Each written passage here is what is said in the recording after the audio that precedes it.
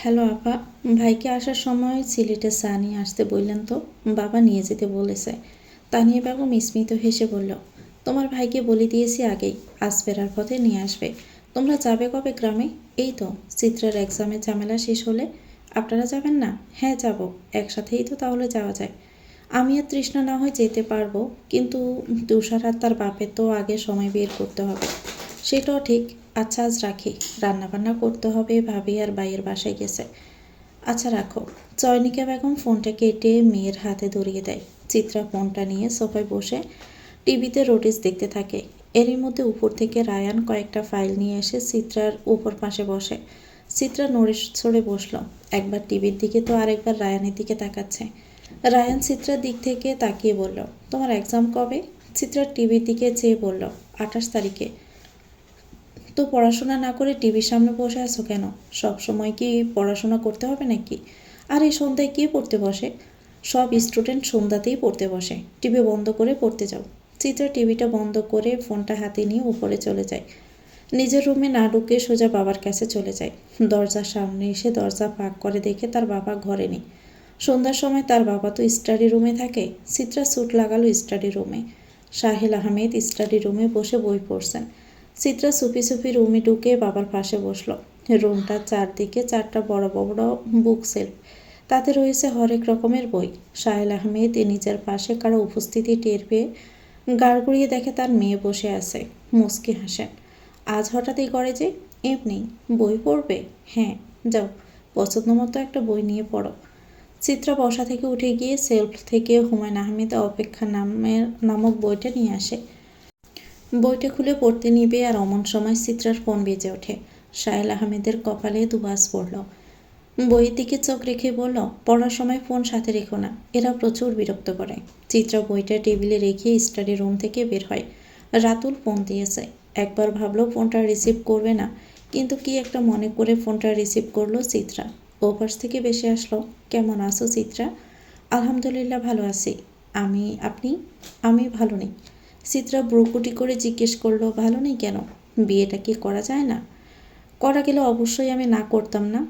অন্য কাউকে পছন্দ করো? না। কাল একবার দেখা করতে পারবা? কেন? একটু দেখা করতাম। বাসায় আসেন। না, তোমার কোচিংয়ের সামনে দাঁড়িয়ে থেকো। আচ্ছা রাখি। কথাটা বলে চিত্রা ফোন কেটে দেয়। একদিকে তুষার ভাই আর একদিকে রাতুল ভাই। চিত্রা তপ্ত শ্বাস ফেলে নিজের রুমে চলে আসে। রাফি আর রাসেল আহমেদ বসে আছে অদরার সামনে। রাসেল আহমেদ কাগজপত্র বের করে অদরার সামনে রাখে। অদরা কাগজগুলোতে সাইন করার আগে রাসেল আহমেদের দিকে তাকিয়ে বলল, আমি টাকা ক্যাশ নিতে চাই না, আমি চাই টাকাগুলো আমার অ্যাকাউন্টে ট্রান্সফার হোক। রাফি বিরক্তিতে নাকমুখ কুঁচকে ফেলে। সামান্য জমি নিয়ে যে কি তালবাহানা করছে এই মেয়েটা! ফার্স্টে দেখে যতটা ভালো লেগেছিল এখন ততটাই বিরক্ত লাগে।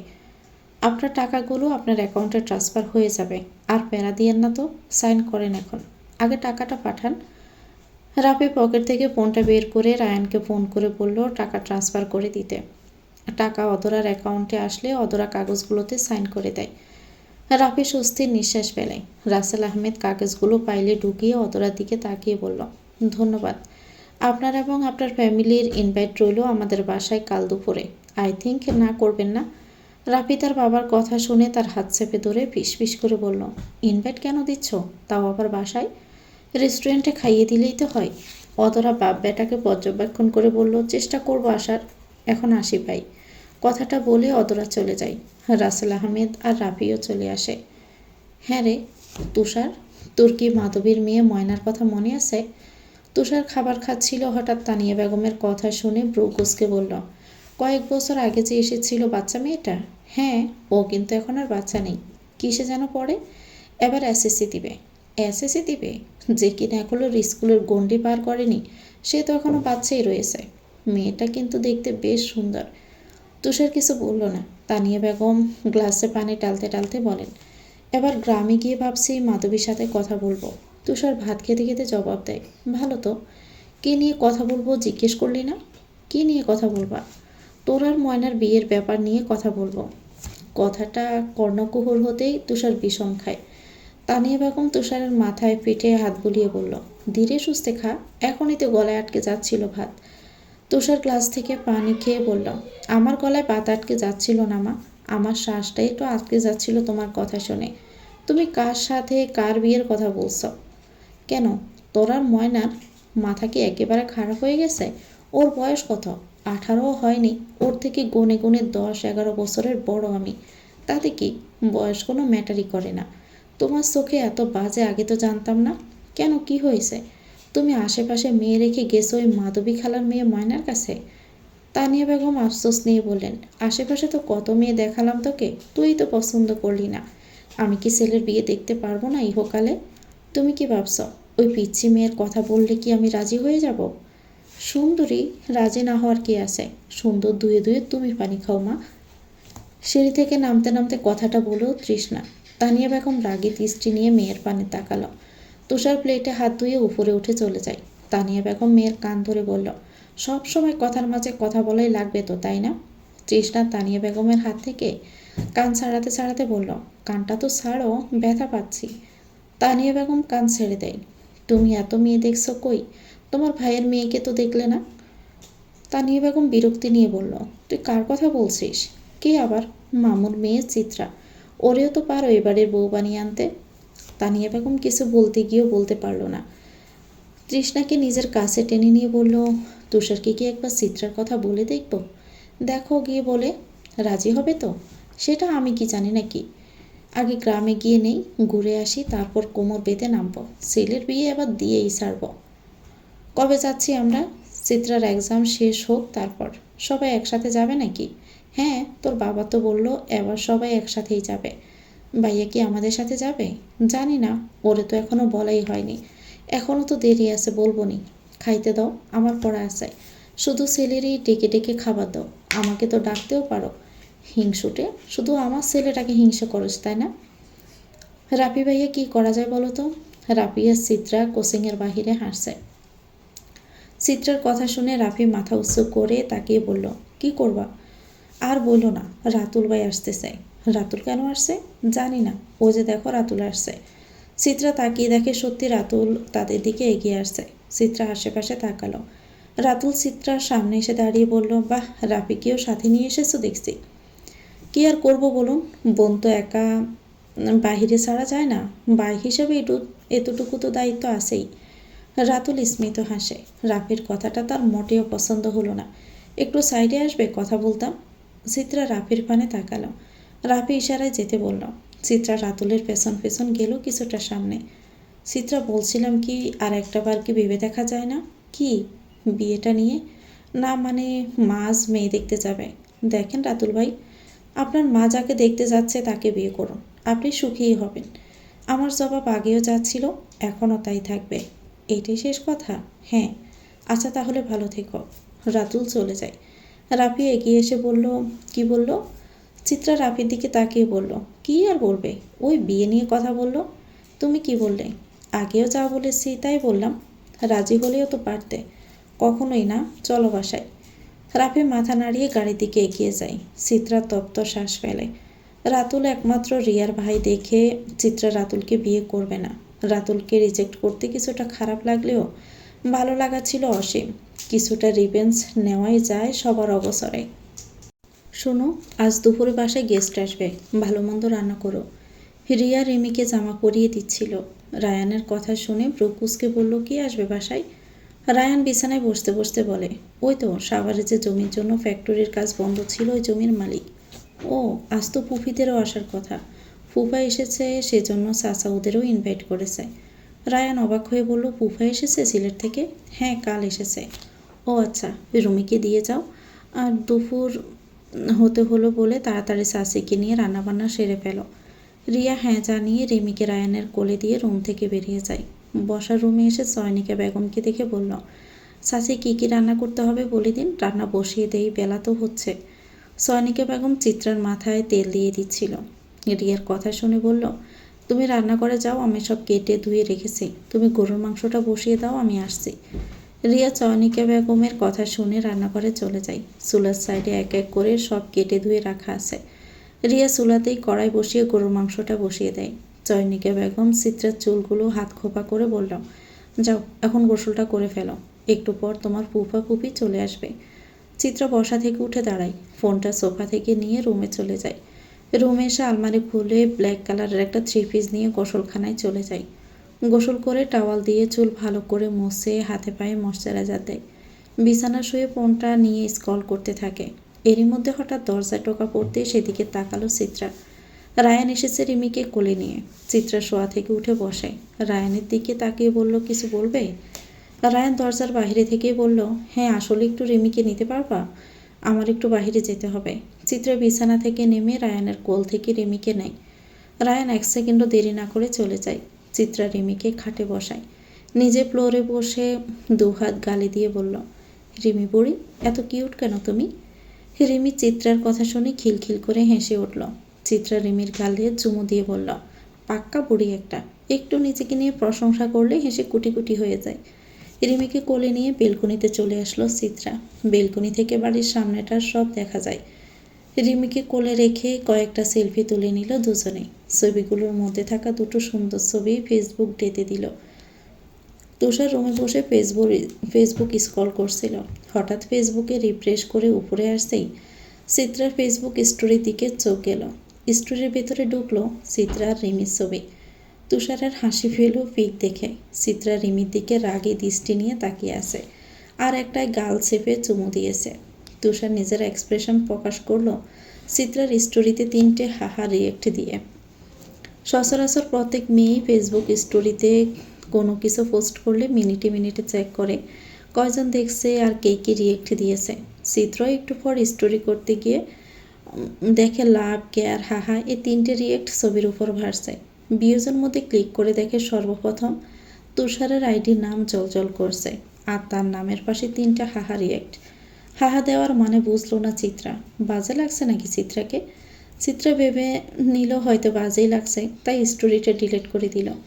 ফোনটা চার্জে লাগিয়ে নিচে চলে আসলো রিমিকে নিয়ে। তৃষ্ণা আজ পার্পল কালারের কুর্তি পরেছে। মুখে হালকা মেকআপ, চুলগুলো খোলা। কিউটনেসটা খানিকটা বেড়ে গেছে। আয়নায় তাকিয়ে একবার দেখে নিল সাজে কোনো ত্রুটি আছে নাকি। না, নেই। ওড়নাটা গলায় ঝুলিয়ে রুম থেকে বেরিয়ে গেল।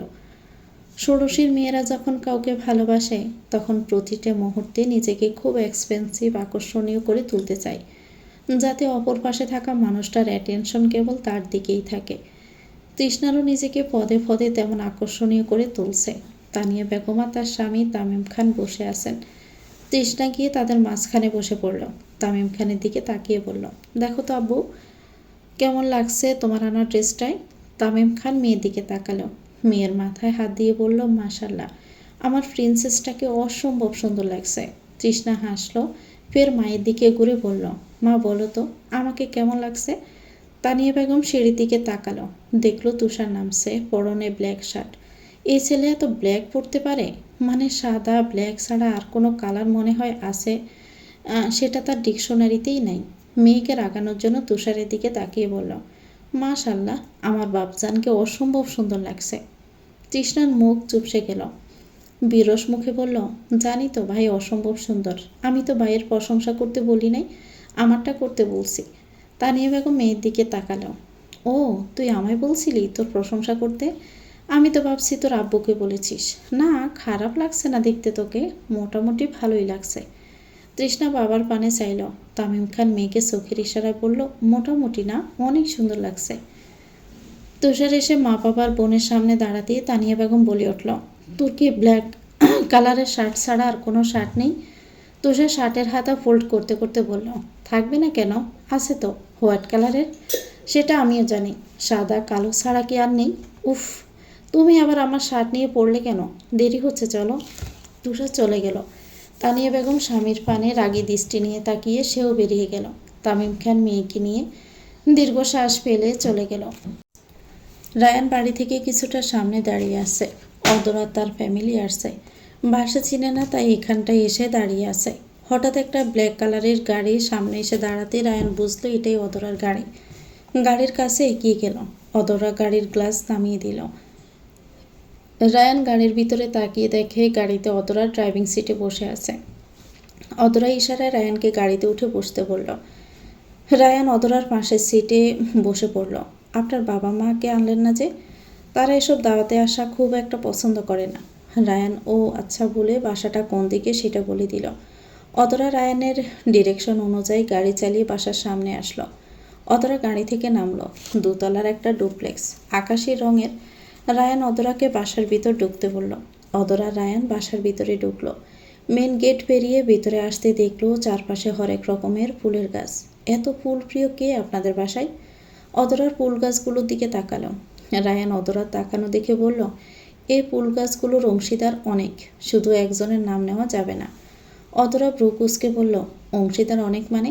এই ফুল গাছের বাগানের মালিক হচ্ছে আমার ভাই বোনগুলো। আপনার ভাই তো রাফি, আপনার বোনও আছে নাকি? হ্যাঁ, রাফি আর আমার চাচাতো বোন চিত্রা আর পুপির মেয়ে তৃষ্ণা, ওদের শখের বাগান এটা। ও আচ্ছা। রায়ান অদরাকে নিয়ে সদর দরজা দিয়ে বসার ঘরে ঢুকে সোফায় বসেছিল চিত্রা। হঠাৎ অচেনা একটা মেয়েকে রায়ানের সাথে দেখে কিছুটা বিস্ময় হয়। রায়ান অদরাকে নিয়ে চিত্রার সামনে এনে বলল, এটা হচ্ছে আমার বোন চিত্রা। চিত্রা রিমিকে কোলে নিয়ে বসা থেকে উঠে দাঁড়ায়। অদরা মুচকি হেসে বলল, হাই। চিত্রা ভদ্রতার খাতিরে হাই বলল। রায়ান অদরাকে সোফায় বসতে বলে উপরে চলে যায়। অদরা আশেপাশে তাকিয়ে সোফায় বসলো। তুমি কিসে পড়াশোনা করো? চিত্রা দাঁড়িয়ে থেকে বলল, জি এবার অ্যাডমিশন দিব। অদরা চিত্রার কোলে বাচ্চা মেয়েটাকে দেখে বলল, বাচ্চাটা কার? যার সাথে আসলেন তার মানে রায়ান ভাইয়ের মেয়ে রেমি। রাফি শুয়েছিল। হঠাৎ দরজায় টোকা পাওয়ার শব্দ শুনে শোয়া থেকে উঠে দরজা খুলে দেখে রায়ান। কিছু বলবা? রায়ান ভেতরে ঢুকতে ঢুকতে বলল, এখনও রুমে কি করছিস? বাহিরে যা, অদরা এসেছে। রাফি বিরক্তি নিয়ে বলল, তাতে আমার কি? তোর কি মানে? মেয়েটা একটু একটু সময় দে। চিত্রাও আছে ওখানে, বাবা আসছে। চিত্রা তো আছেই, তাহলে আমার চিত্রা তো তেমন চিনে না অদরাকে, তুই যা। রাফি আবার তপ্ত শ্বাস ফেলে নিচে নেমে আসলো। অদরা সিঁড়ির দিকে তাকিয়ে দেখলো রাফি আসছে। রাফি অদরার পানে চাইল। অদরা সেই একই ড্রেস আপ, সাদা শাড়ি, চুলগুলো হাত খোপা। রাফি এসে চিত্রার পাশে বসলো। রান্নাঘর থেকে রিয়া, চয়নিকা বেগমও বেরিয়ে আসলো। খাবার টেবিলে এক এক করে সব খাবার সার্ভ করলো। রাফি অদরার সাথে কোনো কথা বলল না। রিয়া, চয়নিকা বেগমের সাথে হালকা পাতলা পরিচয় হয়ে গেল। এরই মধ্যে সদর দরজা দিয়ে রাসেল আহমেদ আর সাহেল আহমেদ বসার ঘরে ঢুকলেন। রাসেল আহমেদ অদরাকে দেখে কিছুটা খুশি হয়। অদরার দিকে এগিয়ে এসে কুশল বিনিময় করে। সাহেল আহমেদ স্ত্রীর দিকে তাকিয়ে বলল, আপারা এখনও আসেনি? চয়নিকা বেগম মাথা নাড়িয়ে না জানায়। সাহেল আহমেদ আর রাসেল আহমেদ উপরে চলে যায় ফ্রেশ হতে। চিত্রা রিমিকে নিয়ে নিজের রুমে চলে যায়। ড্রয়িং রুমে রইল রাফি আর অদরা। রাফি একদিনে ফোন স্ক্রল করতে থাকে। এরই মধ্যে কয়েক জোড়া পায়ের শব্দ শুনে সামনে তাকিয়ে দেখে তার পুপি পুপা আসছে। তার পেছনেই আছে তুষার আর তৃষ্ণা। চোখ থমকে যায় রাফির। অদরা রাফির দৃষ্টি অনুসরণ করে। রাফির চোখ মুখে রয়েছে মুগ্ধতা। দুজন মধ্যবয়সী আর দুজন ইয়াং। তৃষ্ণা বাড়ির ভিতরে ঢুকেছিল যতটা হাসি খুশি নিয়ে, এখনও ততটা হাসি মুখে নেই। তানিয়া বেগম আর তামিম খান সোফায় বসতে বসতে বলল, বাড়ির লোকজন কই? রাফি তৃষ্ণার দিক থেকে দৃষ্টি সরিয়ে বলল, সবাই উপরে দাঁড়াও, এখনই ডাকছি। কথাটা বলে রাফি সবাইকে ডাক দেয়। তৃষ্ণা গিয়ে মায়ের পাশে বসে। তুষার আলাদা একটা সোফায় বসে। তানিয়া বেগম অদরার দিকে তাকিয়ে রাফিকে বলল, মাইয়াটা কে রে রাফি? চিন্তাছি না, তোর বান্ধবী নাকি? রাফি অদরার দিকে একবার তাকিয়ে বলে, না পুপি, আব্বুর বান্ধবী, আমার না। অদরা আরশোকে তাকালো রাফির দিকে। তুষারের দৃষ্টি এদিক ওদিক, চিত্রাকে যেন দেখছে না। কই গেল মেয়েটা? রাসেল আহমেদ, সাহেল আহমেদ, চয়নিকা বেগম, রিয়া, রায়ান নিচে নেমে আসলো। রাসেল আহমেদ আর সাহেল আহমেদ বোন আর বোনের স্বামীর সাথে কুশলাদি করে। রায়ান তুষারের পাশে বসলো। হেই তুষার, কেমন আছিস? তুষার নড়ে চড়ে বসে। এই তো আলহামদুলিল্লাহ ভালো আছি, তুমি? আমিও ভালো আছি। তা বিয়ে করছিস কবে? এই শীতেই। সত্যি? তুষার মিথ্যে বলে না জানো তো। তা অবশ্য ঠিকই। ফুফি মেয়ে দেখেছে? না, মেয়ে তোমার ফুফি কেন দেখবে, আমি দেখেছি। রায়ান আবার সন্দেহজনক দৃষ্টি নিয়ে বলল, তুই দেখেছিস মানে? পছন্দ আছে? হ্যাঁ, তেমনটাই। চয়নিকা বেগম সবাইকে খাবার টেবিলে বসতে বলল। তুষার, রাফি, তৃষ্ণা এখন খাবে না বলে দিয়েছে। তাদের রেখে বাকি সবাই খেতে বসেছে। অদরার আনিজি লাগছে, এত মানুষ। তুষার রাফির দিকে তাকিয়ে বলল, বাড়িতে আরেকজনকে দেখছি না কেন? তুষার ব্রুকুটি করে বলল, কে? চিত্রা। হয়তো ওর রুমে আছে। তৃষ্ণা বসা থেকে উঠে দাঁড়ালো। রাফি তৃষ্ণার দিকে চেয়ে বলল, কোথায় যাচ্ছ? চিত্রার কাছে। তৃষ্ণা চলে গেল। রাফি তুষারের দিকে তাকিয়ে বলল, চলো ব্রো, আমার রুমে যাই। তুষার আর রাফি উপরে চলে গেল। চিত্রা রুমে বসে আছে রিমিকে নিয়ে। হঠাৎই রুমে তৃষ্ণাকে আসতে দেখে বসা থেকে উঠে দাঁড়ায়। তৃষ্ণার দিকে এগিয়ে এসে বলল, কতক্ষণ ধরে তোর জন্য অপেক্ষা করছি। এতক্ষণ লাগে আসতে? তুই নিচে যাসনি কেন? এমনি। তোদের বাসায় নতুন ওই মেয়েটা কে রে? আমি ঠিক চিনি না, বিজনেস রিলেটেড হয়তো বা। ও আচ্ছা। চিত্রা রিমিকে খাইয়ে দেয়। কথাটা বলতে বলতে রুমে ঢুকে রিয়া। চিত্রা বিছানায় বসে খেলতে থাকা রিমিকে রিয়ার কোলে দেয়। তোমরা নিচে যাও, তাড়াতাড়ি খেয়ে নাও। কথাটা বলে রিমিকে নিয়ে চলে যায়। চিত্রার খিদাটা পেয়েছে খুব। তৃষ্ণার দিকে তাকিয়ে বলল, চল খেয়ে আসি, খিদা লাগছে খুব। তৃষ্ণা চিত্রার দিকে তাকিয়ে বলল, তুই যা, আমি আসছি। চিত্রার কোনো কথা না বলে রুম থেকে চলে আসে। সিঁড়ির কাছে আসতেই দেখে তুষার আর রাফি বের হচ্ছে। রাফি চিত্রার দিকে এগিয়ে বলল, তুমি একা যাই? চিত্রা কোথায়? আমার রুমে ডেকে নিয়ে এসো তো। রাফি চিত্রার ঘরের দিকে যায়। তুষার চিত্রার দিকে মোহনীয় দৃষ্টি নিয়ে তাকালো। চিত্রা ব্রু কুঁচকে বলল, এভাবে তাকাবেন না একদম। তুষার ঠোঁট কামড়েই হাসে। চিত্রার পায়ের সাথে পা মিলিয়ে সিঁড়ি দিয়ে নামতে নামতে বলল, কেন, তাকানো বারণ নাকি? হ্যাঁ, আপনার জন্য বারণ। কেন? আমি কি আপনার দিকে এমন দৃষ্টি নিয়ে তাকাই? তাকাই না তো, তাহলে আপনি কেন তাকাবেন? তুষার বিরস গলায় বলল, এই যে তুমি আমাকে ভালোবাসো না, তাই বলি কি আমাকে এটা বলবা আমিও যেন তোমাকে ভালো না বাসি? ভালোবাসেন তাই বলে এভাবে তাকাবেন নাকি? তুষার তাকাতেই পারে যে কোনোভাবে তোমার দিকে। তুমিও চাইলে মুগ্ধতার দৃষ্টি নিয়ে তাকাতে পারো। তুষার কিন্তু একটুও বিরক্ত হবে না। আর চোখে তাকায় চিত্রা তুষারের দিকে। কিছুটা নরম কণ্ঠে বলল, আপনি কি জানেন, পুরুষের অল্প ভালোবাসায় নারী আসক্ত হয়, আর নারীর অতিরিক্ত ভালোবাসায় পুরুষ বিরক্ত হয়। তুষার হাঁটা থামিয়ে দিল। গম্ভীর কণ্ঠে বলল, যে পুরুষ নারীর অতিরিক্ত ভালোবাসায় বিরক্ত হয়, আর যাই হোক, সেই পুরুষ ভালোবাসার মানেই বোঝে না। আমি বুঝি ভালোবাসায় পিএইচডি করে বসে আছেন। তুষার হেসে ফেলে। চিত্রা হাসির দিকে তাকিয়ে বলল, এত হাসেন কেন? আগে তো হুতুম পেঁচার মতো মুখ করে রাখতেন, আর এখন কিছু বলতে না বলতেই হাসেন। খেতে চলো, ক্ষুধা লাগছে। তুষার চলে যায়। চিত্রা তুষারের পেছন পেছন চলে যায়। চিত্রার রুমের বেলকনিতে দাঁড়িয়ে আছে তৃষা। ওদিকে তাকিয়ে, ওভাবে কি দেখছো? তৃষ্ণা ফাঁস ফিরে তাকালো না। রাফি তৃষ্ণার দৃষ্টি অনুসরণ করে তাকালো সেদিকটায়। তৃষ্ণার চোখ মুখ জুড়ে রয়েছে মুগ্ধতার আবেশ। দৃষ্টি রায়ান, রিয়া, রেমির দিকে রেখে তৃষ্ণা বলল, একদিন আমি আপনি মিলে হব আমরা। মানে? তৃষ্ণার হুঁশ ফিরল। রায়ান আর রিয়া বাগানে দাঁড়িয়ে দাঁড়িয়ে রেমিকে খাওয়ানোর চেষ্টা করছে। দৃশ্যটা দেখছিল তৃষ্ণা। ভালো লেগেছে। কখন যে ওখানে নিজেকে আর রাফিকে কল্পনা করলো বুঝতেই পারেনি। ফাঁস ফিরে রাফিকে দেখে বলল, মানেটা নেই কিছু না, আপনি এখানে কেন? মামুর বান্ধবী কই? আমি কিভাবে বলবো সে কই? কেন, আপনি না দেখলাম তার সাথে গল্পগুজব করছিলেন? আশ্চর্য, আমি কখন গল্পগুজব করলাম? আমি তো জাস্ট বসেছিলাম। তৃষ্ণা বিরক্তি নিয়ে তাকালো রাফির দিকে। বসে কেন থাকবেন? আমাকে বলেছিলেন কেন ছেলের সাথে মিশতে? না, আপনারও উচিত কোনো মেয়ের সাথে মেশা তো দূরস্থতার আশেপাশেও না বসা। রাফি হাই তুলতে তুলতে বলল, are you jealous miss Trishna? No, আমি জাস্ট আপনার কথাটাই আপনাকে ব্যাক করলাম। যে কথা নিজে মানতে পারেন না, সে কথা অন্যকে কেন মেনে চলতে বলেন? ওকে, মেনে চলবে। এখন খেতে চলো। তৃষ্ণা রাগী দৃষ্টি নিক্ষেপ করে চলে গেল। রাফি হাসল। তার এখন একটা গান গাইতে ইচ্ছে করছে, আর সেটা হলো, মেয়ে তোর জেলাস জেলাস চোখে যেন হিংসেরা ঢেউ খেলে, সেই ঢেউয়ের খেলা দেখিতে আমার ভাল লাগে। মেয়ে তোর গোলাপি গোলাপি গালে যখন রাগের আভা ফুটে, সে আভা দেখিতে আমার ভাল লাগে, বড়ই ভাল লাগে। শীতের সকাল, কুয়াশা ভেদ করে সরসি মামা উকি দিচ্ছে আকাশে। চিত্রা রেডি হয়ে বসে আছে সোফায়। আজ তার অ্যাডমিশন পরীক্ষা। পাশেই রাফি চিত্রার নার্ভাসনেস দেখে বলল, এত টেনশন করো না তো, সব তো পড়েই নিয়েছো, কমন পড়বে, চান্সও পেয়ে যাবে। চিত্রা শরীরে জ্যাকেটের পকেটে হাত ঢুকিয়ে বলল, যদি একবার কমন না পড়ে? খুব ভয় করছে ভাইয়া। আরে প্যারা নিও না, ওঠো, সময় তো হচ্ছে পরীক্ষার। চিত্রা হাত ঘড়িটাই সময় দেখে নিল। সত্যি সময় হয়ে এসেছে। সৈনিকা বেগম মেয়ের কপালে চুমু খেলো। অল দ্য বেস্ট, ভালো মতো এক্সাম দিবে, তাড়াহুড়ো করবে না। চিত্রা চয়নিকা বেগমকে জড়িয়ে ধরল। রিয়া রিমিকে কোলে নিয়ে চিত্রার দিকে এগিয়ে এসে বলল, সাবধানে যাবি, বুঝে শুনে সব লিখবি। চিত্রা চয়নিকা বেগমকে ছেড়ে রিয়ার কোল থেকে রিমিকে কোলে নেয়। রিমির গালে চুমু খেয়ে বলল, এই যে মামাম, দোয়া করো তো তোমার এই পুপির জন্য, সে যেন কারো মুখে ঝামা কষা করে চান্স পেয়ে যায়। রিমি চিত্রাকে নরম দুহাত দিয়ে জড়িয়ে ধরে কাঁধে মাথা এলিয়ে দেয়। চিত্রা নৈশব্দ হেসে রিমিকে রিয়ার কোলে দিয়ে রাফির সাথে বেরিয়ে পড়ে। রাফি গাড়িতে উঠতে রাফির পকেটে থাকা ফোনটা বেজে ওঠে। রাফি পকেট থেকে ফোনটা বের করে দেখে তুষার ফোন দিয়েছে।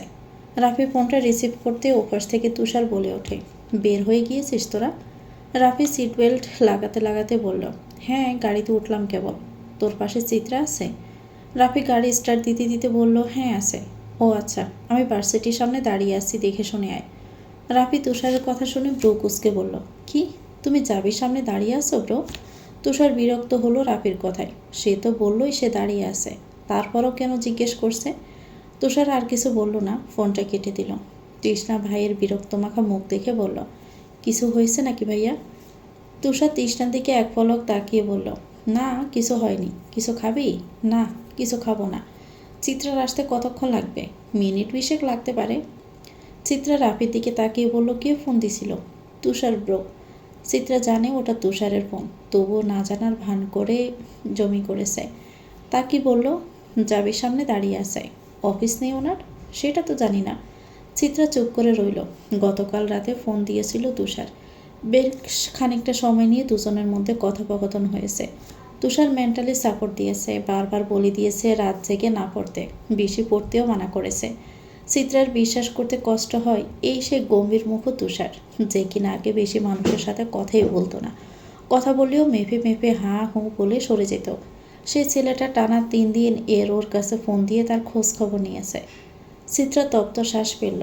ফাঁস ফিরে তাকাতেই দেখলো জাবির সামনে চলে এসেছে। রাফি ইশারায় চিত্রাকে গাড়ি থেকে নামতে বলল। চিত্রা গাড়ি থেকে নামতে রাফি গাড়িটা সাইডে পার্ক করে। জাবির সামনে থাকা ওভারব্রিজের দিকে চোখ যেতে চিত্রা দেখে তুষার আর তৃষ্ণা তার দিকে এগিয়ে আসছে। কিরে, প্রিপারেশন কেমন? চিত্রার কথা শুনে তৃষ্ণার কথা শুনে চিত্রা দীর্ঘ শ্বাস ফেলে বলল, মোটামুটি। এরই মধ্যে রাফি এসে চিত্রার পাশে দাঁড়ায়। তৃষ্ণা দেখেও না দেখার ভান করে। তুষার চিত্রার দিকে তাকিয়ে গম্ভীর কণ্ঠে বলল, চলো ভিতরে যাওয়া যাক। রাফি আর তৃষ্ণা আগে আগে হাঁটছে, আর পিছনে তুষার চিত্রা। চিত্রা হাঁটতে হাঁটতে বলল, শুধু শুধু অত দূর থেকে কেন আসলেন? তুষার সামনের দিকে তাকিয়ে বলল, কেন এসেছে জানো না, নাকি না জানার ভান ধরে আসো? চিত্রা তপ্ত শ্বাস ফেলল। রাফি তৃষ্ণার দিকে বারবার আর চোখে তাকাচ্ছে। সেদিনের পর থেকে মেয়েটা তার সাথে একটুও কথা বলেনি। একটু না হয় হেসে কথাই বলেছিল অদরার সাথে, তার জন্য এমন কথা বলা বন্ধ করে দিবে?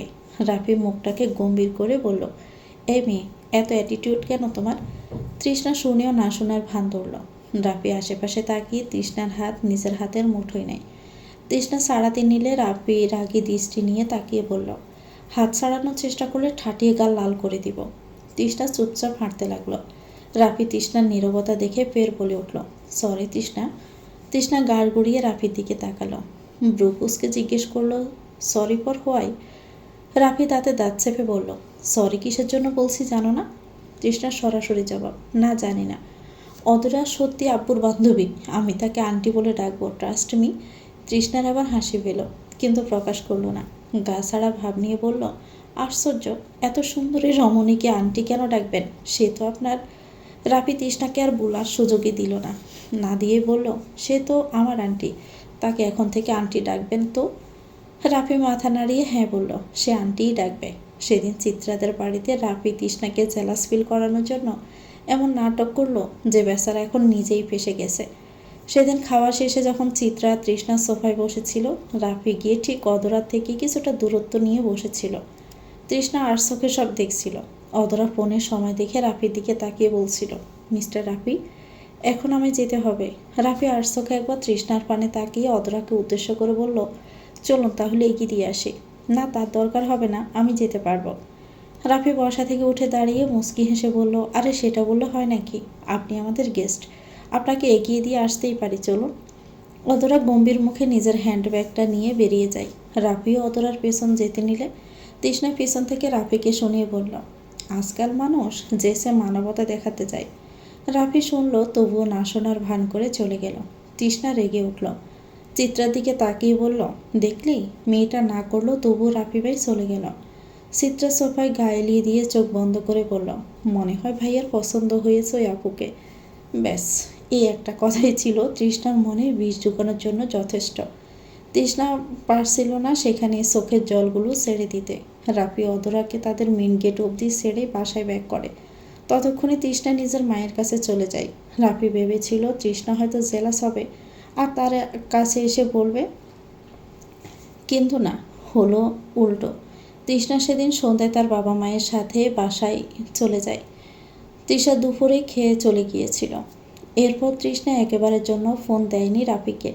রাফি দিয়েছিল, কিন্তু তৃষ্ণা প্রথমে রিসিভ না করলেও পরে করেছিল। রাফিকে কিছু বলার সুযোগ না দিয়ে তৃষ্ণা বলেছিল, মামুর বান্ধবীকে গিয়ে ফোন দেন, আমাকে দিবেন না ফোন। এই ছিল শেষ কথা। সময়ের অভাবে যেতেও পারেনি তৃষ্ণাদের বাসায় রাফি। Hello mister Rafi. রাফি আর তৃষ্ণা হাসছিল। হঠাৎ কারো কণ্ঠ শুনে ফাঁসে তাকিয়ে দেখে অধরা নামের সেই মেয়েটা। রাফি একটা ডুব গিলে ফাঁসে তৃষ্ণার দিকে তাকায়। তৃষ্ণা এবার রাফি তো আরেকবার অধরার দিকে তাকায়। রাফি ভদ্রতার খাতিরে বলল, হ্যালো, আপনি এখানে যে? অধরা চোখের সামনে আসা চুলগুলো কানের পিছনে গুজে দিতে দিতে বলল, আমার কাজিন এসেছে এক্সাম দিতে, তাই এসেছি। তা আপনার এক বোনকে দেখছি, আরেক বোন যার এক্সাম সে কই? রাফি পিছনের দিকে হাত দিয়ে ইশারা করে বলল, ওই যে পেছনে 2 ভাই বোন আসছে। আর আমার সাথে যেটা আছে এটা আমার বোন না, এটা আপনার ফ্রেন্ডের ছেলের বউ।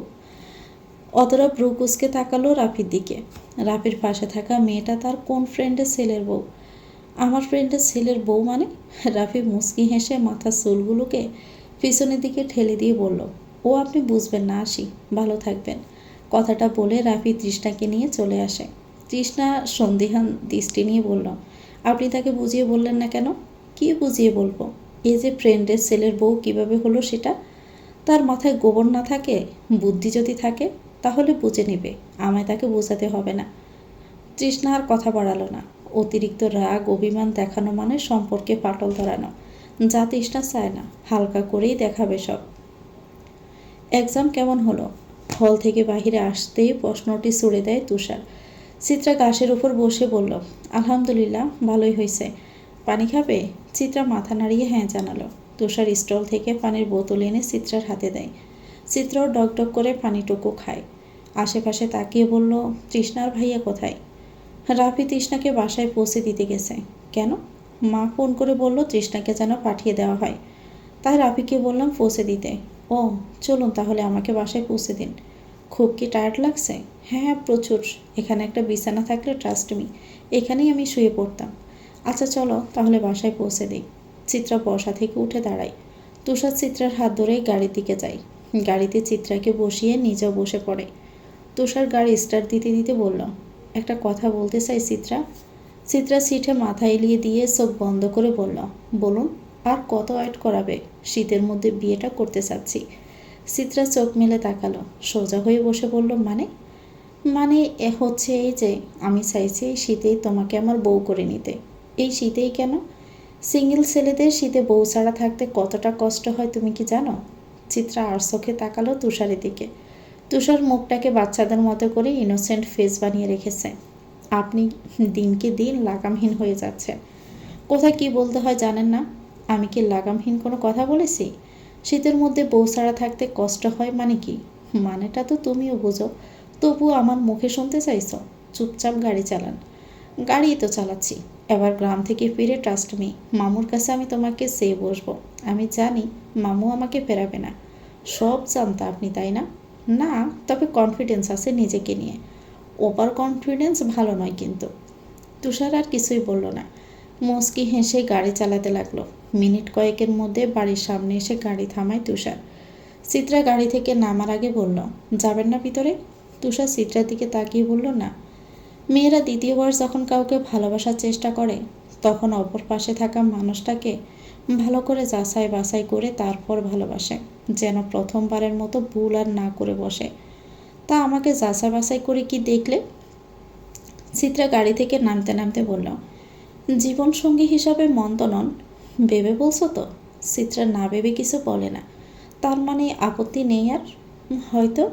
হয়তো কেন? ডাউট আছে এখনো? না। তাহলে কিছু না, সাবধানে বাসায় যাবেন। আল্লাহ হাফেজ, কাল দেখা হচ্ছে। চিত্রা বাড়ির ভিতরে যায়। তুষার চিত্রা যাওয়ার পানে তাকিয়ে কিছু একটা ভেবে গাড়ি ঘুরিয়ে চলে যায়। তুষার ভাইয়া যাবে না গ্রামে? তাকে তো দেখছি না। চিত্রার করা প্রশ্নে তৃষ্ণা তপ্ত শ্বাস ফেলে, সোফায় মাথায় এলিয়ে দিয়ে বলল, সে আসলে তো তাকে দেখবি। ভাইয়া যাবে না আজ, কাল বা পরশু যাবে। অফিসে কিসের যেন প্রবলেম হয়েছে। ও আচ্ছা, চল গাড়িতে গিয়ে বসি। চিত্রা তৃষ্ণা সোফা থেকে উঠতেই রিয়া সিঁড়ি বেয়ে নিচে নামে। তৃষ্ণা চিত্রার সামনে দাঁড়িয়ে বলল, ননদিরা, রিমিকে একটু ধরো তো। চিত্রা রিমিকে কোলে নেয়। রিয়ার দিকে তাকিয়ে বলল, এখনও রেডি হসনি যে?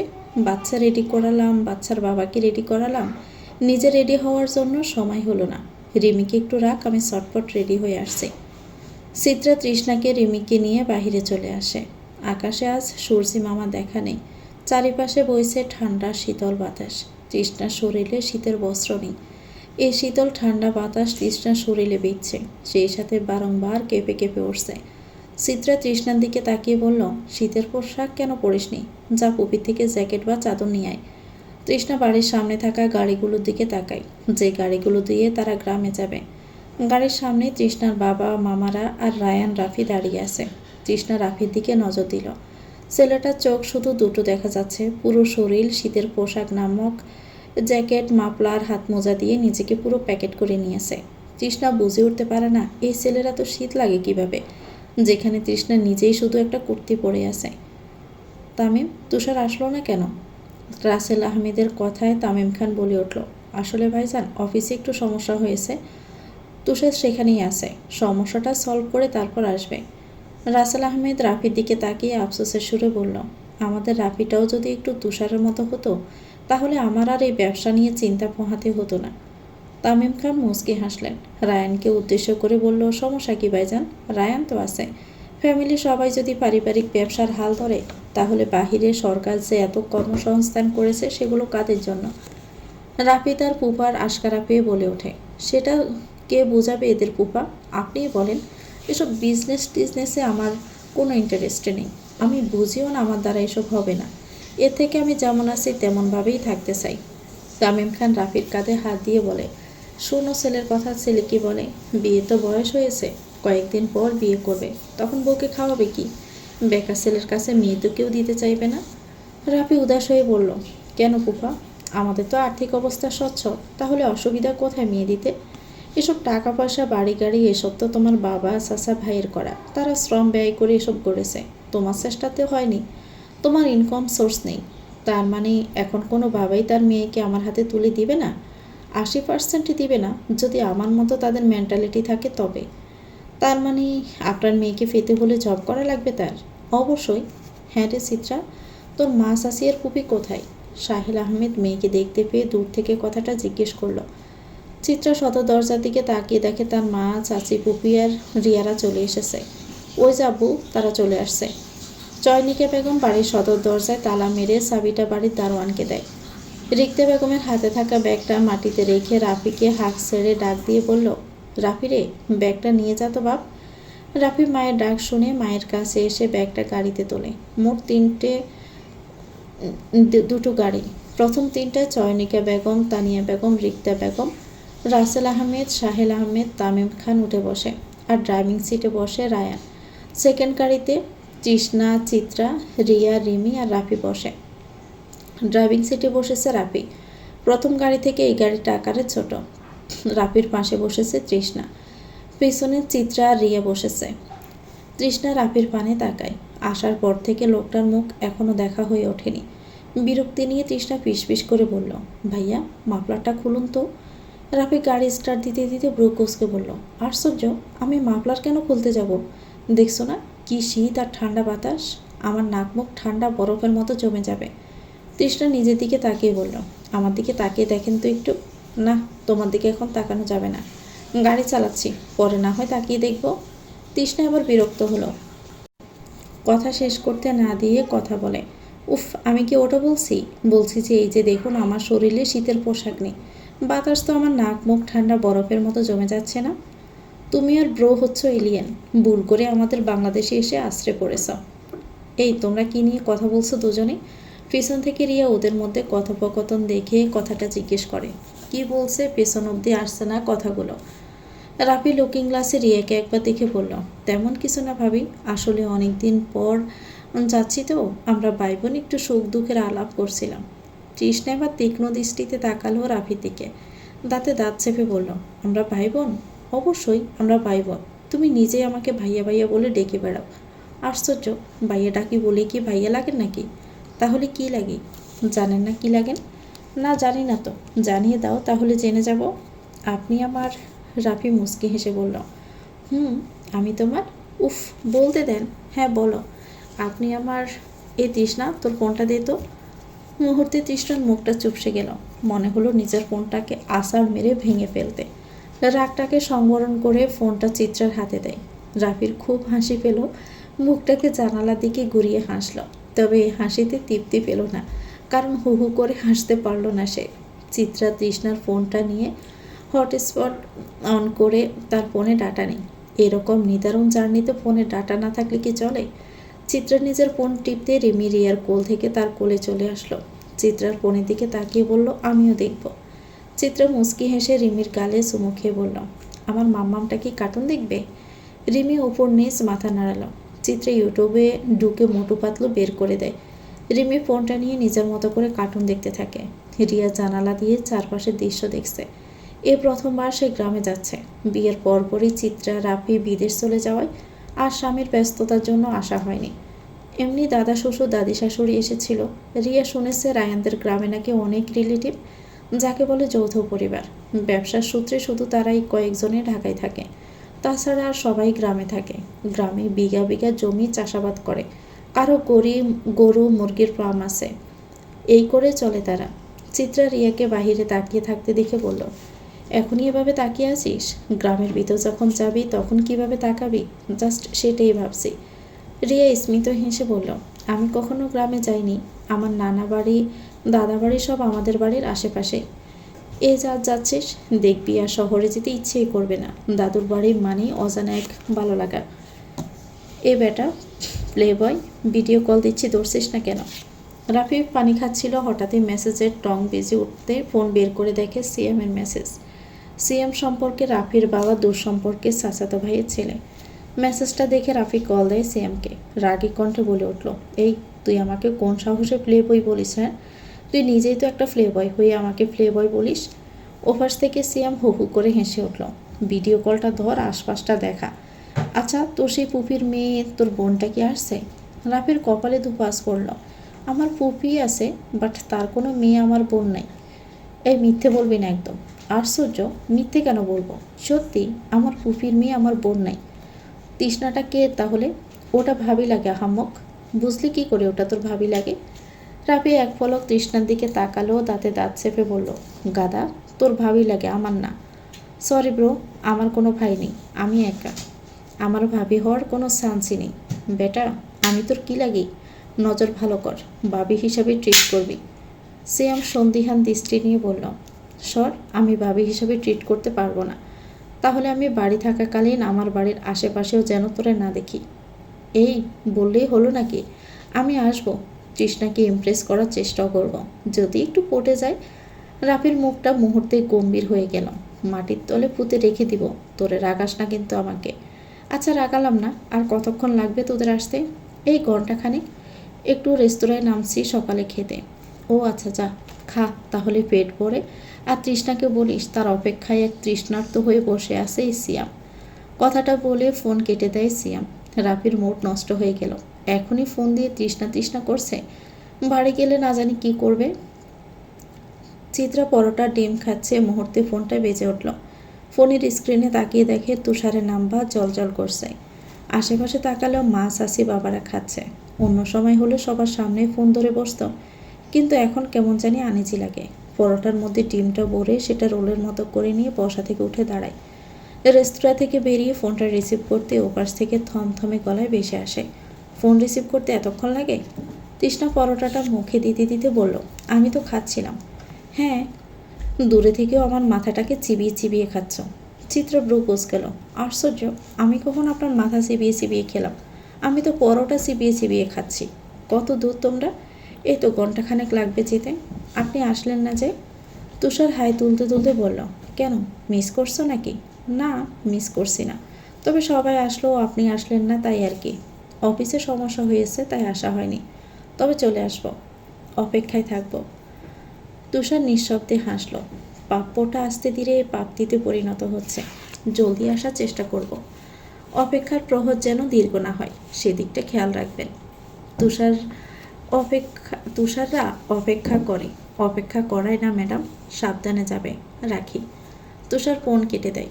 চিত্রা ফোনটা বুকে জড়িয়ে ধরে। জীবনে যেটা পাওনি সেটা নিয়ে আফসোস না করে জীবনে যা পেতে চলেছ সেটা সাদরে গ্রহণ করো, দেখবে জীবন তাতেই সুন্দর। চিত্রা ফার্স্টে যাকে ভালোবেসেছিল সেটা ছিল একতরফা। একতরফা ভালোবাসাগুলো নিখুঁত হয়, সেখানে অপরপক্ষ থাকা মানুষটার প্রতি রাগ অভিমান ক্ষোভ থাকে না, কারণ অপরপক্ষের মানুষ তো জানতেই পারে না কেউ তাকে ভালোবেসেছে আড়ালে।